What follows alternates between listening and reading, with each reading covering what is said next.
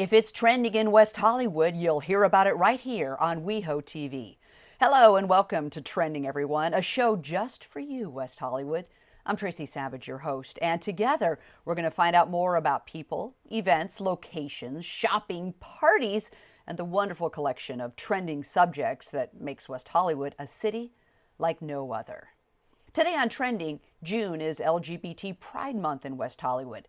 And you know what that means. There's so much going on in this city this month, including the amazing Gay Pride Festival and the always fun Pride Parade.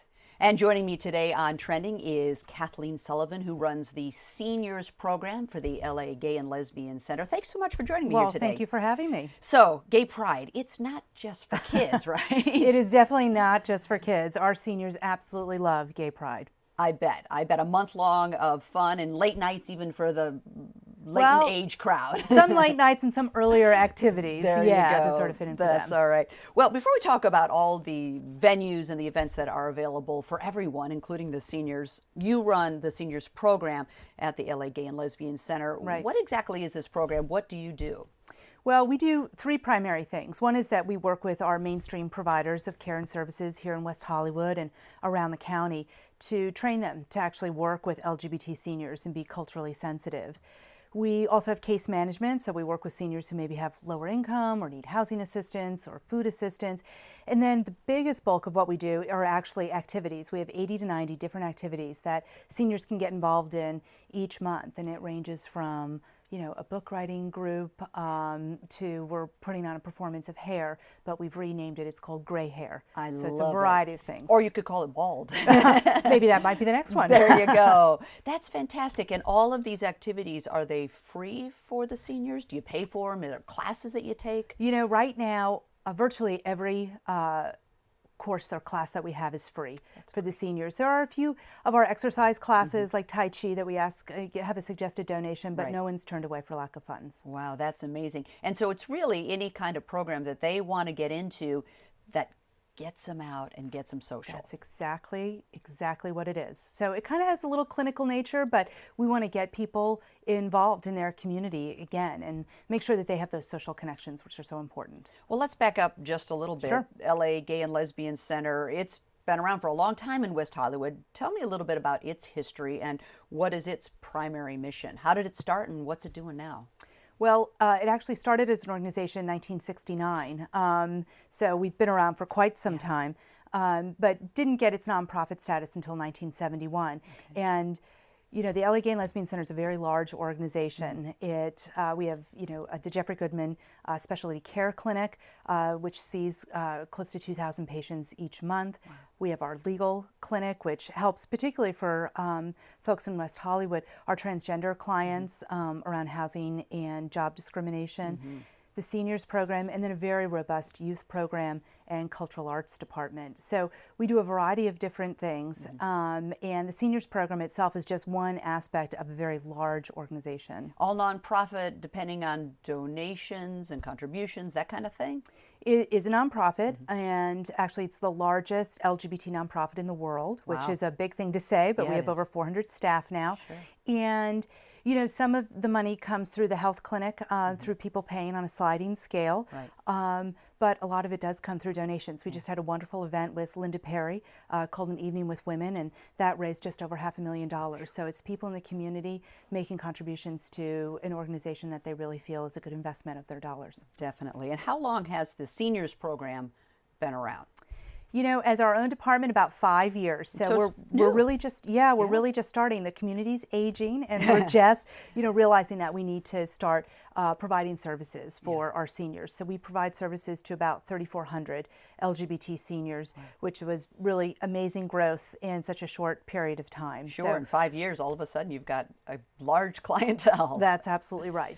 So what have you found are the primary needs of our seniors, and how are you able to help them? Well, I think you hit on it perfectly, which was get people out of their house. That's really the primary need, because so many live alone.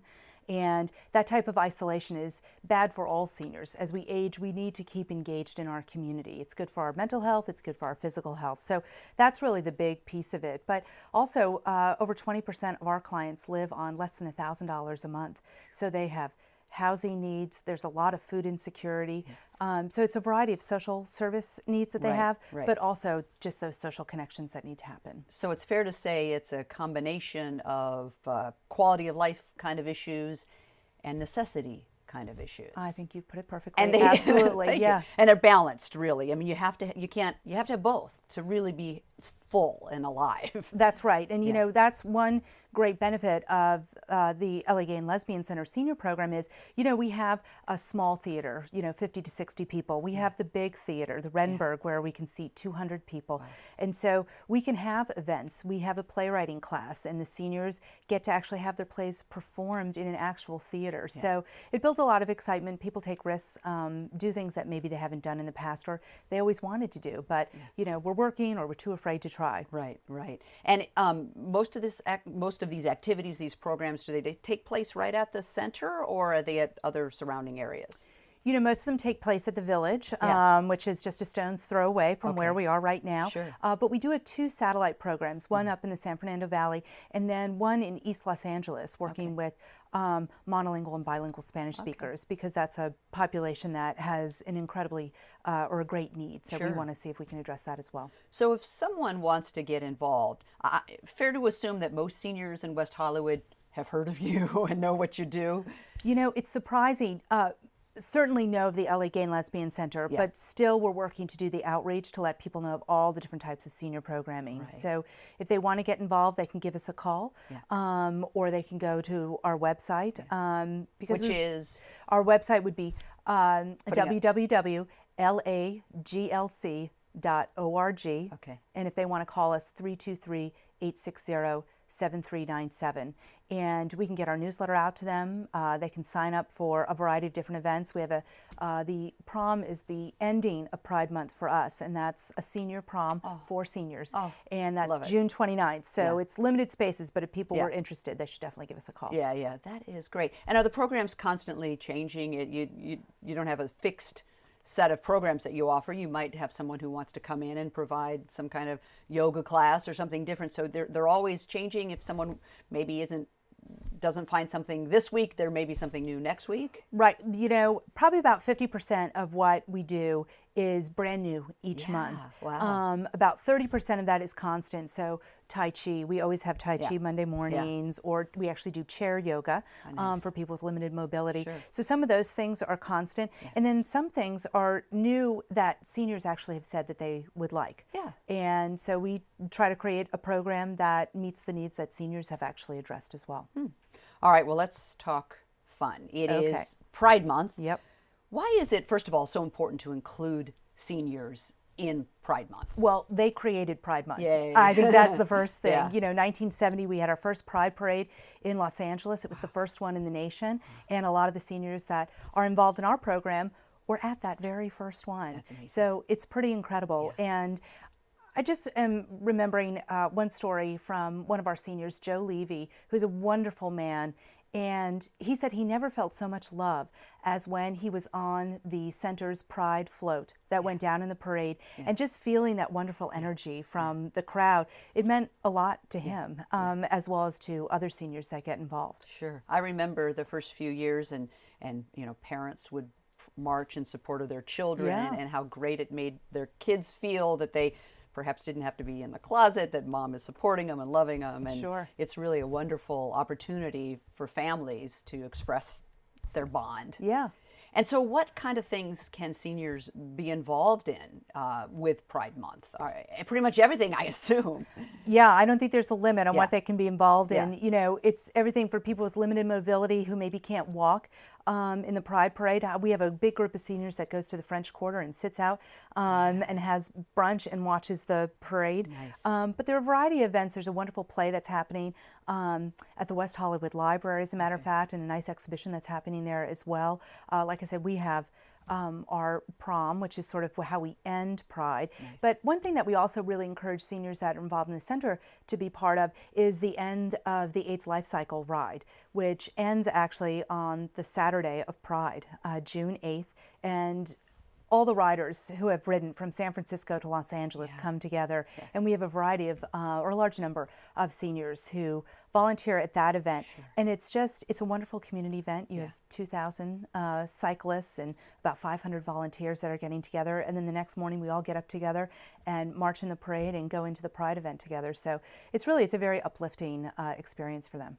So do you gear up for Pride Month months in advance? Is this something you've been doing for so many years, you don't even need to worry about it, or is it always evolving and changing? You know, I think it's both something that the center is always gearing up for. Yeah. You know, we start about 6 months out thinking about what would the theme be for this month or this year, and getting the different departments at the center involved and creating materials and recruiting volunteers and really looking for ways to reach the needs of the community, because Pride is a lot of fun and we certainly encourage that. But we also want to make sure that people know of the different services that are available to them.